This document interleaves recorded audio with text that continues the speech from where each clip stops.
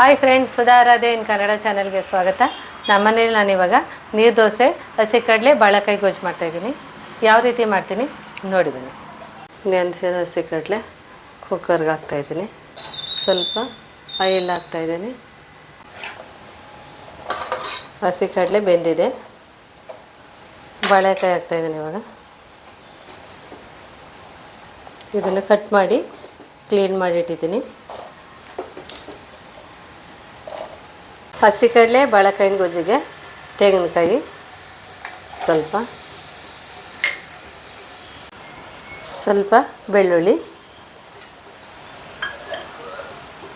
ಇದು ಬೇಳೆ ಸಾಂಬಾರು ಪುಡಿ, ಇದನ್ನು ಹಾಕ್ತಾಯಿದ್ದೀನಿ ಮಸಾಲೆಗೆ.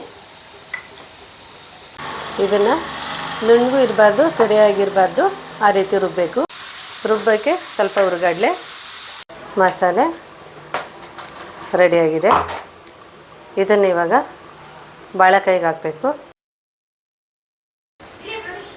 ಸ್ವಲ್ಪ ಉಪ್ಪು,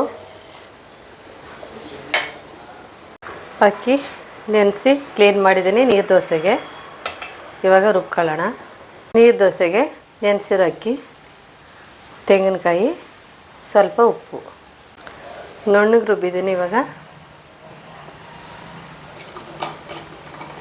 ಚಟ್ನಿಗೆ ತೆಂಗಿನಕಾಯಿ, ಬೆಳ್ಳುಳ್ಳಿ, 3 ಹಸಿಮೆಣಸಿನ್ಕಾಯಿ, ಸ್ವಲ್ಪ ಉಪ್ಪು,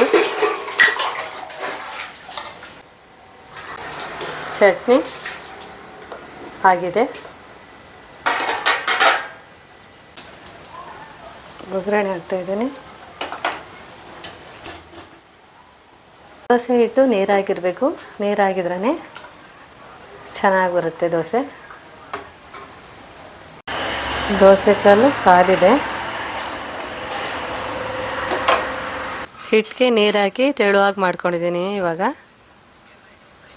ಮೇಲೆ ಸ್ವಲ್ಪ ತುಪ್ಪ ಹಾಕ್ತಾಯಿದ್ದೀನಿ. ಒಂದು ಸೈಡ್ ಬೇಯಿಸಿದ್ರೆ ಸಾಕು. ನಾನು 2 ಕಡೆನೂ ಫ್ರೈ ಮಾಡ್ತಾಯಿದ್ದೀನಿ. ನೀರು ದೋಸೆ, ಕಾಯಿ ಚಟ್ನಿ, ಹಸಿ ಕಡಲೆ, ಬಾಳೆಕಾಯಿ ಗೊಜ್ಜು ರೆಡಿಯಾಗಿದೆ.